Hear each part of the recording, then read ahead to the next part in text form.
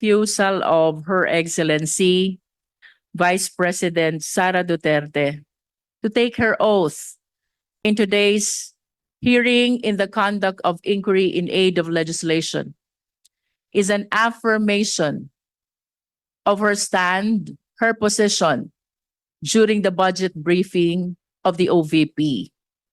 And this representation wishes to manifest that when the resource speaker does not take her oath, then it follows that whatever statement she will provide, we call it could not hold any water. That being not under oath, the same cannot be used as an evidence in any inquiry, in any proceeding, Mr. Chair. In other words, her refusal to answer in the last budget briefing of the OVP is tantamount to her stand in today's inquiry of refusing to take her oath. That is for manifestation, Mr. Chair. And with that, Mr. Chair, I wish to remind the committee, our esteemed colleagues, and the Filipino people of the constitutional mandate that public office is a public trust. When there is a question, we're bound to answer. We're bound to explain. As a matter of fact, no less than the Philippine Constitution provides, we are accountable to the Filipino people at all times. We are now confronted by the issue on confidential fund.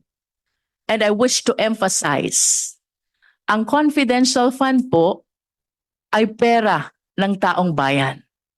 And we owe it to the people to explain kung paano ito ginastos, saan ito napunta, and to be specific, sinunod po ba natin ang joint circular regulating the use of confidential fund?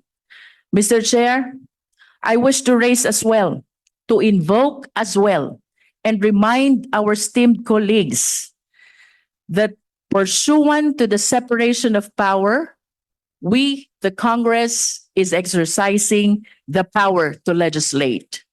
Under this power, we also have the power of the purse. We can amend, we can revise, we can approve, and we can disapprove the budget that was proposed to us by the executive. And I wish to remind as well that the best instrument which shows the power of the purse of the people is no less than the General Appropriations Bill, which is an embodiment of the allocation for the entire Philippine government, which is the result of the legislative process of the Congress. In other words, ang budget po ng ating bansa ay napapaloob din sa isang batas, saklaw ng kapangyarihan ng Kongreso, and that is the power to legislate. To be able to make sure that the power of the purse is properly exercised, we are granted as well by the oversight power. And that is to make sure that all our legislations, that includes the budget of the national government, the General Appropriations Act, are well complied with by our fellow public servants. And to make sure, and as a consequence of this oversight power, we have this inquiry in aid of legislation. So I just wish to remind the Filipino people, and that includes the OVP, ito po ay trabaho ng Kongreso. Busisiin ang budget. And not only that, to exercise the oversight power to make sure na yun pong ating mga nakaraang legislation, that includes the General Appropriations Act, ay nagamit ng tama ng mga ahensya ng gobyerno. I hope that the OVP will be enlightened to address the issues instead of attacking this institution, of politicizing and matters concerning politics, Mr. Chair. Third, Mr. Chair, we should be uniform in the application of our rules.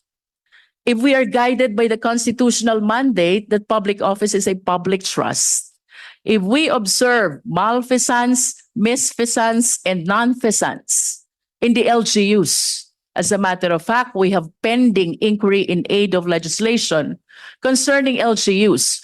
Kung iniimbestigahan po natin ang Office of the Mayor, kung iniimbigastahan po natin ang Office of the Governor, by equality under the law, we should conduct an investigation as well to the Office of the Vice President.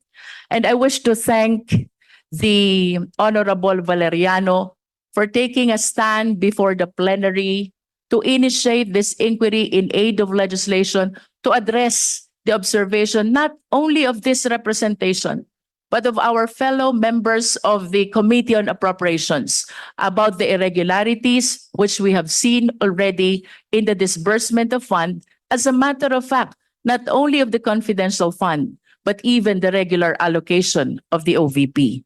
With that, Mr. Chair, may I proceed to my question for the COA? Kanina Yes. po, But after your lengthy manifestation, you have Mr. already Chair. consumed 4 just minutes. one, Mr. Chair, Mr. just Chair, one question. Yes.